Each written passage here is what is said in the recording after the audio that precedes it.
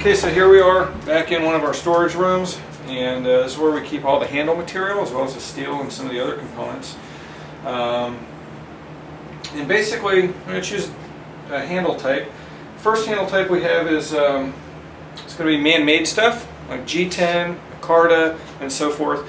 And basically, that's this stuff, and it's extremely durable, and it actually comes out very nice. It's also a lot cheaper and less expensive than some of the other natural materials we use. But the natural materials on a custom knife, that's what we get the most requests for. Some folks have us make them a knife out of something a little more rare. And Teddy, excuse me, my shop dog is into something.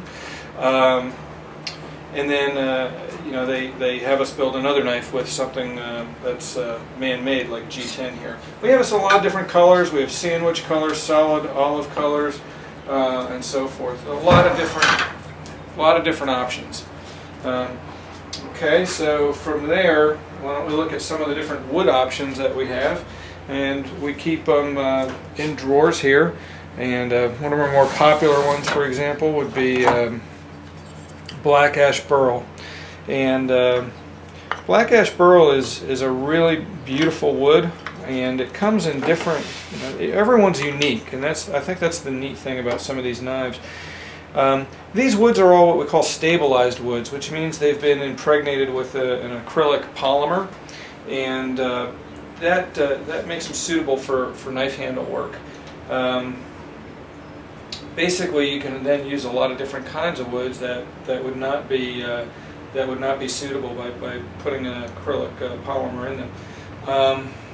But again, a beautiful piece of wood, and you have different color options too, as you can see. These are the same types of wood, but when it's impregnated with the acrylic, all we do is put a little dye in, and it creates a very interesting combination of colors. So, or you can do just a more natural, like these other ones. Some have more end grain, like this, and so forth. So, whatever your heart desires, we can do. There's a box elder burl, for example. That's a beautiful piece of wood. Different colors. Maple burl, again, maple, something that's a nice wood, something that stabilizing it allows us to create. Redwood burls, for example, have some really nice grain structure to them, and as you can see, it's a very nice wood. And we can also, here's one that's dyed green, and these are more natural colors. So anyway, we have walnut. Walnut's always a nice choice for some folks, especially since that's what most of your gun stocks are made of. And we get some of our walnut actually from a gun maker, a very high-end gun maker. One of the more popular types of handle materials we do in these days is it's actually a little bit more expensive, and that's mammoth tooth. And an example of mammoth tooth. This is just mammoth tooth is exactly that. It's scales made from the from mammoth teeth, and then these are stabilized as well. Some of this is just incredibly hard, though, the way it is.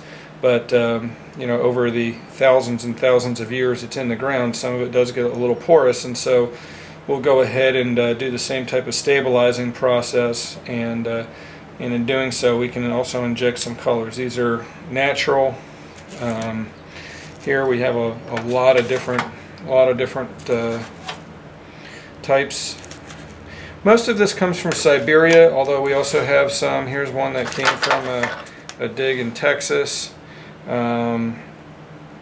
know, that's a really interesting piece right there.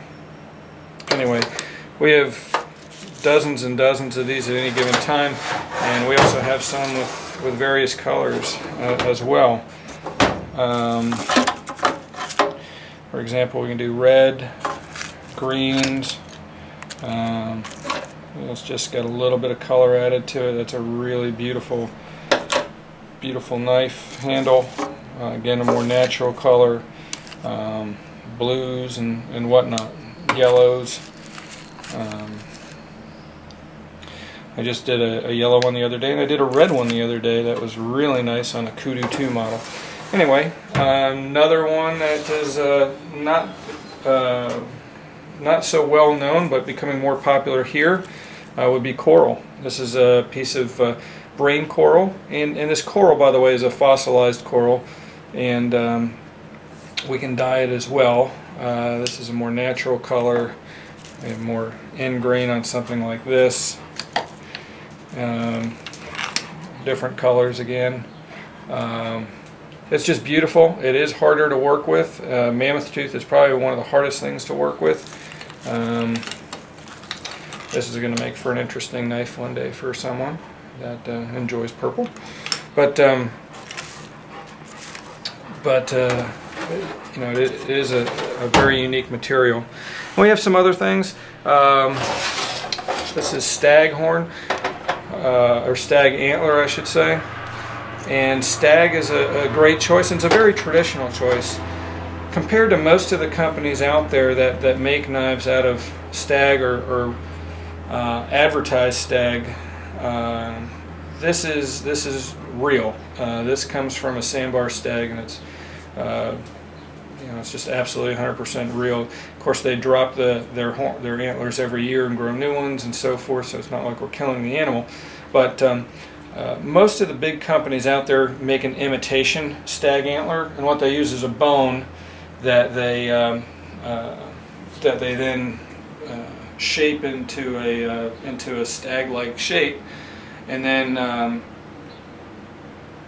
dye it and so forth and make it look like stag. So you have to be careful. We can also do bone. Okay, so here's bone, and this is just a sample piece. It's kind of rough looking, and then when we buff it out and sand it, it becomes this really nice, nice shiny material here. But that's just a natural bone. Most of the bone we use is water buffalo. We use camel once in a while, but most of it's buffalo. Moving further down,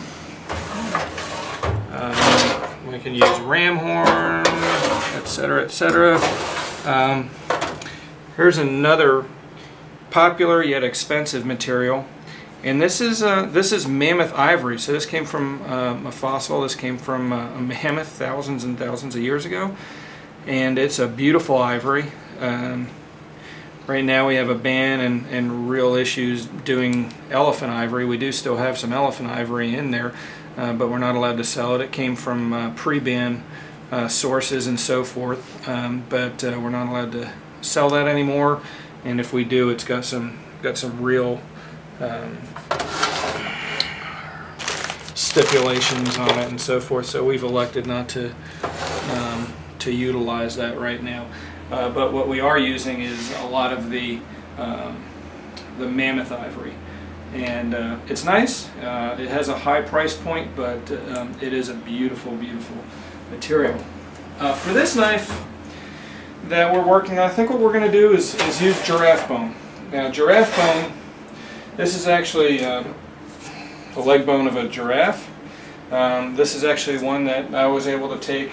I shot it in Namibia a couple years ago, and it wasn't much for giraffe hunting, but they needed the population cold. It made a wonderful rug for my office, and they do make wonderful handles for knives, albeit a bit expensive. We got a new shipment in yesterday, and so basically these are stabilized pieces of giraffe bone, and it's kind of a mid-range as far as price goes, mid-range kind of material. It does add to the cost, but it's becoming very popular, and so we're going to make this knife with a piece of giraffe as the handle, and I think it's going to look really good. Okay, so we're over in our component area. We've picked out our piece of our piece of giraffe bone, and we're going to put 3 pins into hold this to these knife scales to the actual knife blade or the tang. And we drilled 5/32 holes, and I kind of like this pin. We get these or make them either way in long pieces, and then we cut them down to the appropriate. I use this one to the appropriate length, about an inch. We just go about an inch. All right, let's go put these on.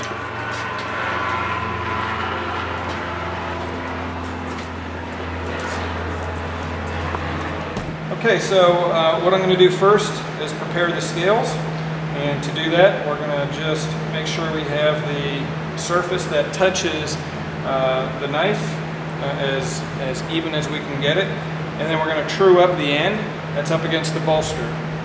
So, and this stuff does have a pretty good stink to it when we grind it, so we're going to make sure we turn on our dust collection. Again, normally I'd be wearing a mask.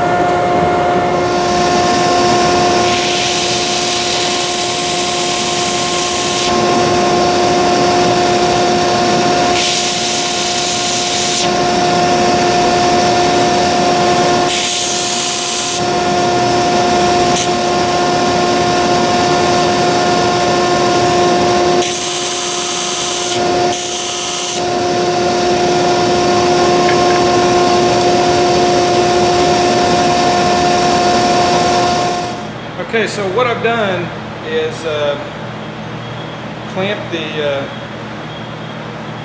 giraffe bone onto the knife. Now, giraffe bone is a little difficult to work with as far as drilling it. We're going to drill the holes, but it's an uneven piece. It's just a piece of bone, and so when you're working with a flat piece of wood, that's a lot easier. You can just lay it down and on a flat surface and go through.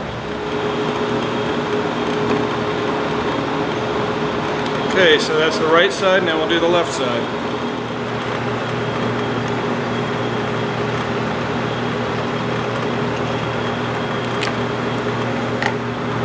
Okay, there we go.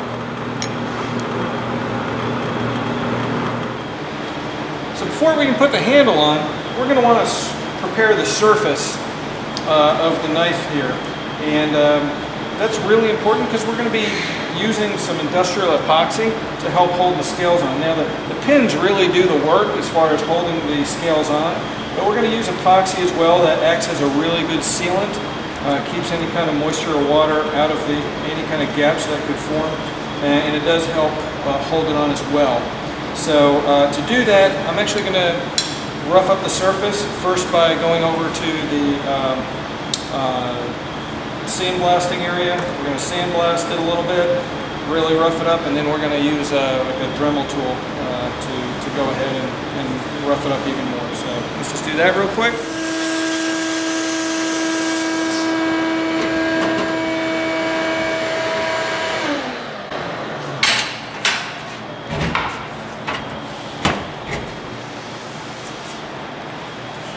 That's that fast. Come over here. Use one of our air tools.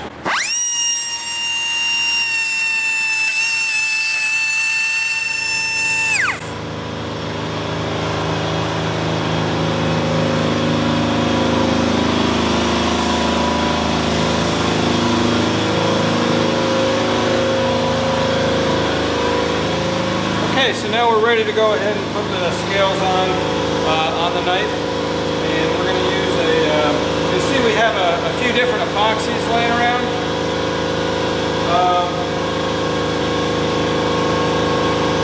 You see, for example, the old cheap Devcon.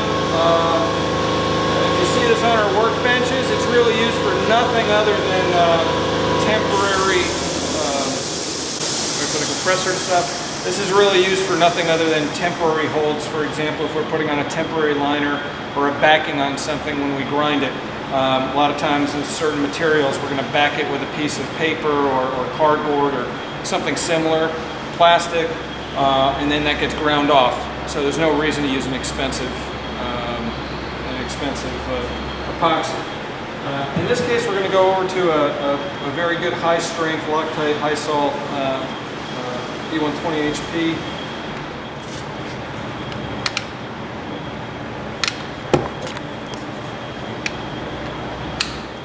We will take a little bit of dye. We have this in different colors depending on what we're doing. We just need a tiny little dab of that. Mix the epoxy up very nicely. I do one side at a time here. And it's important that we get epoxy. This is kind of a messy procedure here, and we get it in the holes really nicely. Spread it out on the entire, piece. I don't have to worry about being too neat doing this.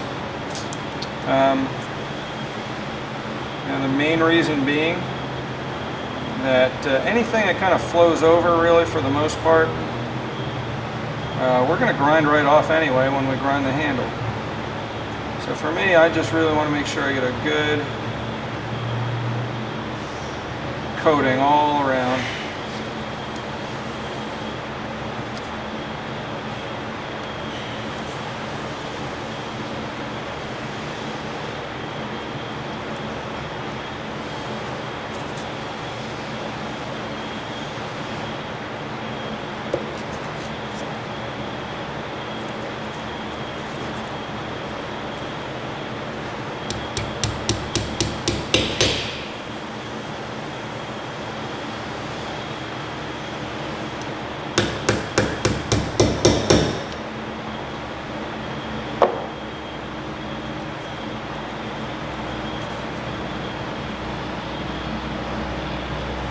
As you can tell, these pins actually fit pretty tight in here.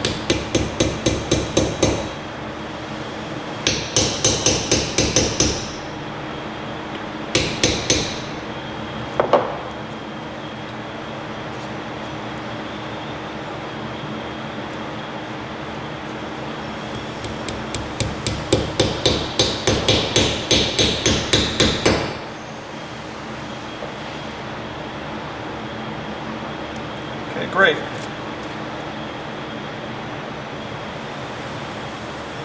ahead and do the same thing on the other side.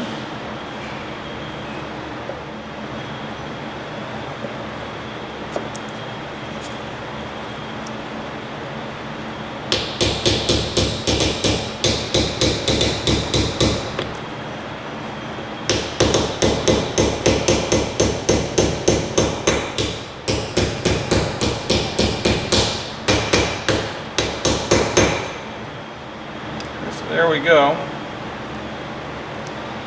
Really doesn't look like much, but that's the basis of what we're doing. Now,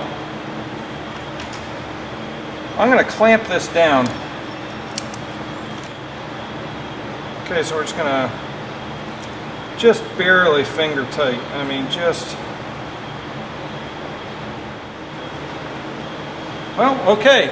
That's it doesn't look like much right now, but tomorrow we'll resume working on this, take off the clamps, and go ahead and make it look like a knife. So we're just going to let it dry overnight, and then tomorrow we'll be grinding down the handles and grinding the knife into its final form, polishing it up, and hopefully then it'll look like something. Hopefully it'll look like something that you might want to buy. Okay, so we allowed this to dry overnight, and basically now we're going to grind the profile back in the handle, go over to the grinding area, and basically do its final shape. This will take a little while. We'll do it in stages, but kind of see what it looks like right now. Why don't you follow me over to the grinder.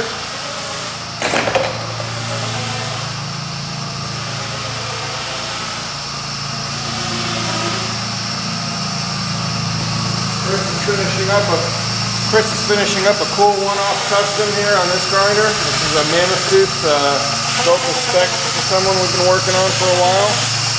And very cool.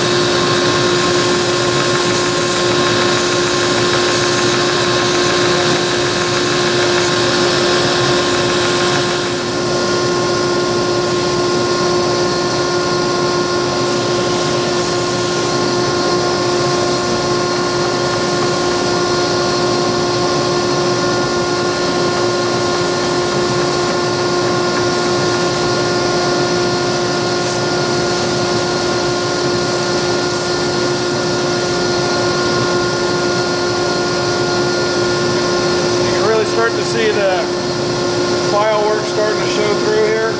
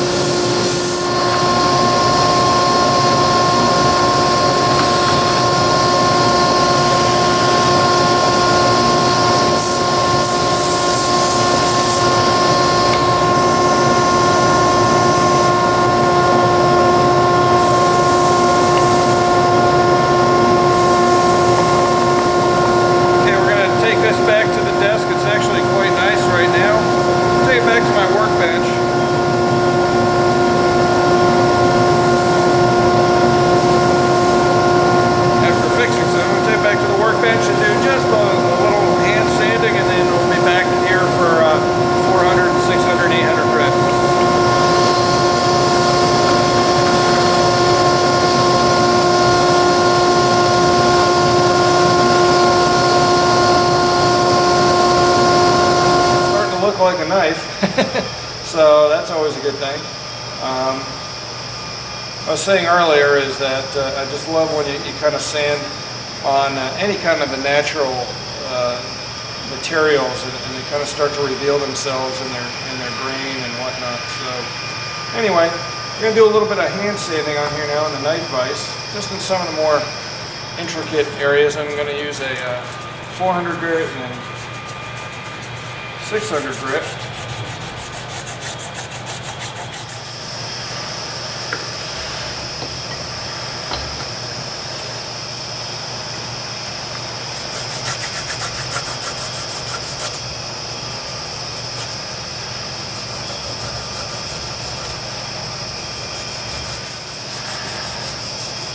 Now you definitely see grain structure in here. Just got to remember, this is all stabilized.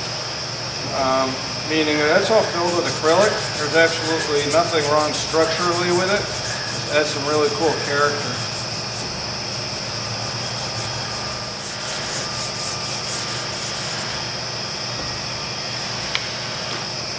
This is starting to look pretty cool. Back to the grinders. Slow and cool is kind of the name of the game now.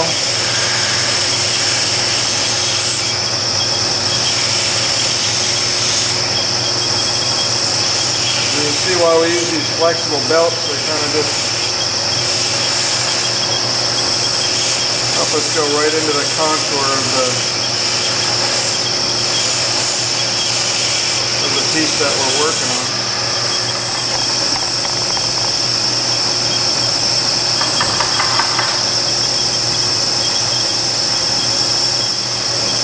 Starting to look for any kind of scratches in here.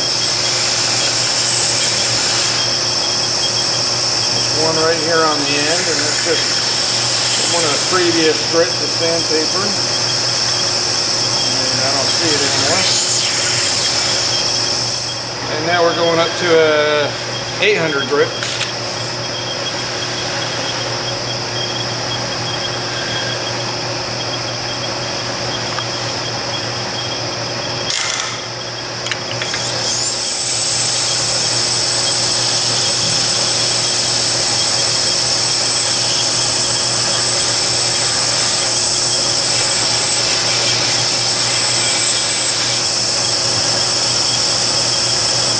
This is really starting to come out nicely. I'm really starting to like this knife. I think we may have to add this to our portfolio of knives. Okay, I'm just going to want to get in here with a little bit lighter grit as well, and we need the small radius grinder for that.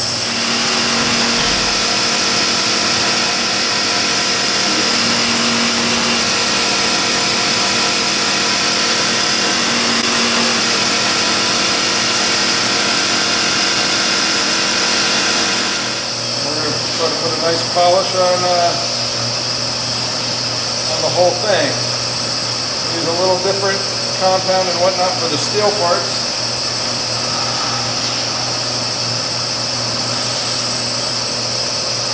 And do for the handle.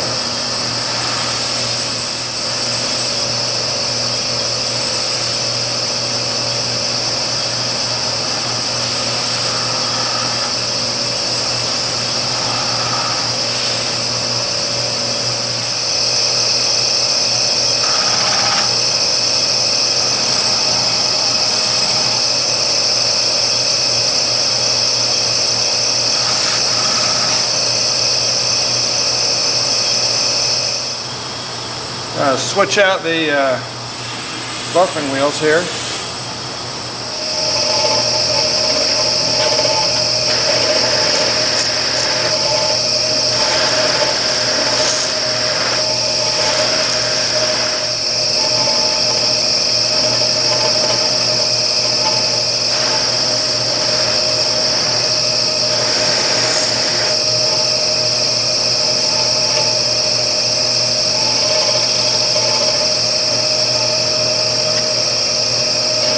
There we go.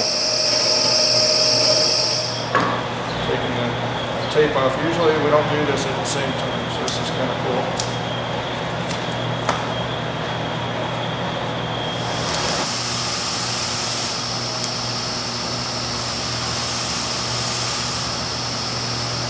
So, basically the knife is complete at this point. It is completely functional. It's cleaned up. And I don't know what you think of our new design. I'd love to see some YouTube comments on this one. You know, I really like it. To me, I think we're going to use this as one of our models. We'll name it here shortly. Most of our knives are, unless it's named by Max, my 7, almost 8-year-old. Most of our knives are named after African game. We'll probably switch that and do some other game, but considering we just came back from Africa last week, we'll probably come up with another cool African name for this. I'm thinking caracal after the cat that kind of looks like a bobcat. What's left to do? Well, what's left to do here is to put our logo on the knife, as well as the identifying information, serial number, and steel type and so forth on the knife. I'm noticing a couple little scratches I still got to buff out. And then we'll package it up and get it ready for sale. I think we'll be producing quite a few of these. I really like it. This is a good all-around, really good all-around knife. And it's not too big, it's not too small. It's kind of, I'm really happy with it, and it's really, that says a lot because I'm normally not happy with stuff. But anyway, so let's take a close look at it if we can. Give you an idea of what it looks like.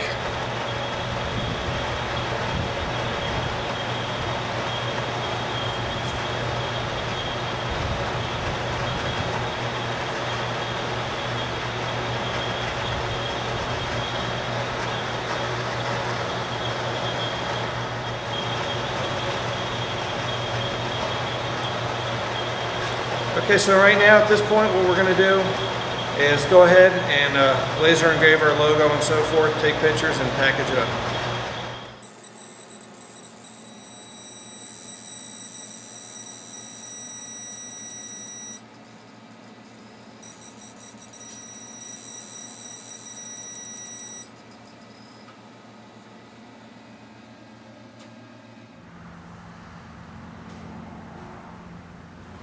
Well, now the laser work has already been done, the engraving's been done, we have our logo on the knife, the serial number and so forth, everything's all set to go. And now we just have to go ahead and sharpen it and send it out. You'll notice that this knife actually is already sharpened and we just neglected to film it. But I'm going to show you on this knife and another knife how we go ahead and sharpen our blades. We do it, usually we'll start with the grinders that you've seen us use the entire time and put a bevel on, initial bevel on the blade very slowly, and then we'll come over here to a grinding stone, and this is about 1,000 grit stone, and it's a wet stone. So in other words, it's rotating down inside of a pool of water, and as it grinds, it's passing water over the blade the entire time. And what that does is it keeps the very edge, does two things. It keeps the very edge of the knife blade nice and cool. And at this point, you know I'm a big fan of that. And the other thing it does is it's really good at whisking away and washing away the metal that's been ground off during the sharpening process. From there, we go ahead to a leather wheel. Or we'll go ahead over to one of our grinders and we have a leather, 72-inch leather belt that we use. Either one works just fine. So we'll go ahead and show you on this. Basically we first start by taping the blade. I'm going to use a different blade. And putting it in a clamp. And then we go ahead and take a little measurement. And make an adjustment. And make sure that we have it exactly where we want. This blade we're going to be grinding at about 19 degrees.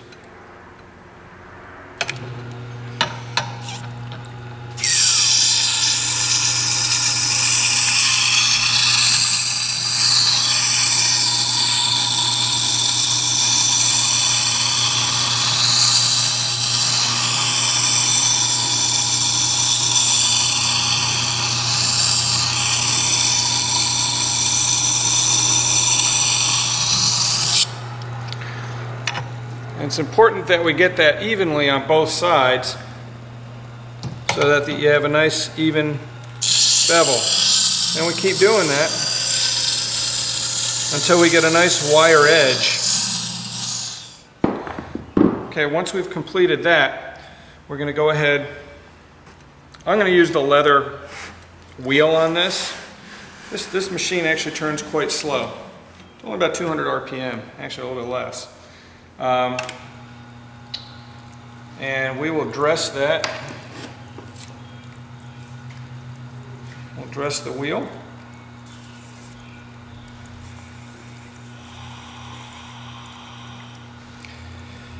Like I said, we can do that on our grinder as well. Now what I'm doing is I'm just gonna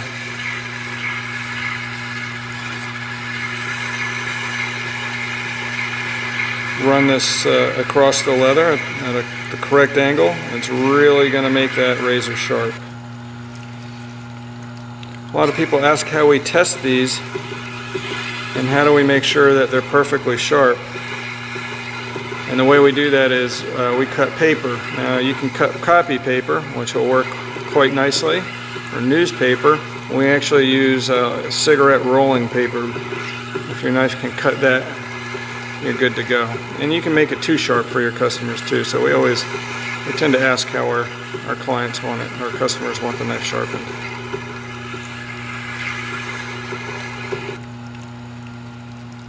If I could find our test paper, that would help, but you get the idea. It's extremely sharp. Every single one of our knives, I just print off, comes with a certificate of authenticity. So I'm going to put that in, go ahead and sign it. Indicates, as well as the authenticity of the knife, indicates the model of it. And I will say that we decided to change the name. We just got back from Africa, and Max shot his first animal on his first hunt. After 27 stalks, he winds up shooting an impala, and just an awesome experience for him and for myself and for Hunter. And so we're going to name this knife the Impala, and this one is Impala IP0001. It's the first of its kind.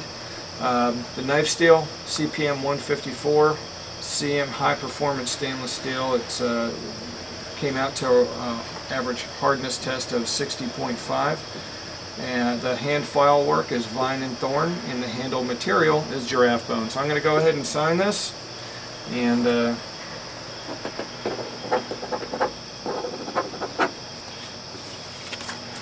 this will accompany the knife in the box.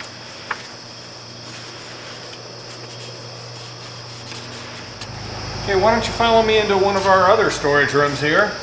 And I apologize for the mess. In this room, this is where we do the photography of all of our knives. We also, a little bit more selfish promotion rather. It's where we keep some of the goods that we have for sale, like our hats. We have a bunch of different hats, a bunch of different styles, I should say. Our t-shirts that you see me wearing. We have some really wicked cool sweatshirts. Nonetheless, this is also where we store our boxes. So, these boxes are made for us here in the USA. We try to keep everything we possibly can here in the US. This is a nice walnut box. All of our knives actually come with one of these really nice custom walnut boxes. Okay, so now I'm just putting a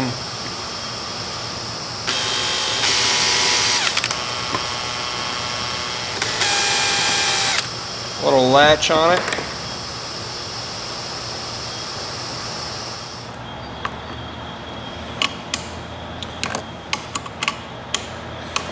Okay, with the latch secured, it's time to go ahead and start packing up our box. And this makes for a really nice presentation. First we're going to put in our sheath, and then every knife we make actually comes with Band-Aids. It's kind of a cute touch. A little Band-Aid dispenser with some Band-Aids in it with our logo. So that goes down inside here as well. As you can see, or as you can't see, there's like a little slot for all of this stuff. I'm going to put in a business card. Everyone gets a sticker for their vehicle or window or whatever you'd like to do with it, as well as instructions on how to put that sticker on.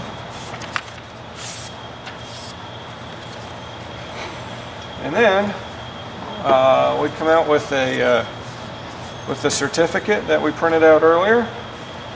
Put a tray in the box, and then of course we're going to put the knife inside.